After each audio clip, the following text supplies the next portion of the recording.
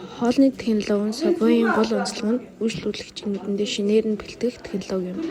Талх барих, талхаа тухайн салбар дээр өдөр бүр шинээр нь барьдаг.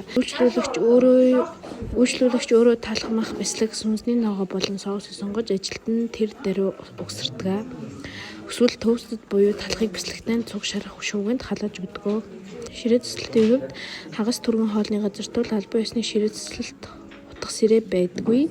Баглаа бодол нь хоолыг тусгай цаасанд ороож өгдөг нь шууд гараараа барьж идэхэд зориулагдсан байдаг. Өөртөө үйлчлэх ундаа болон хэрэгслийг үйлчлүүлэгч өөртөө үйлчлэх хэсгээс авдаг. Хадгалах хугацаа нь шинэ ногоо нь хэрцэн ногоо ихэвчлэн 24 цагаас илүүгүй хадгалдаг.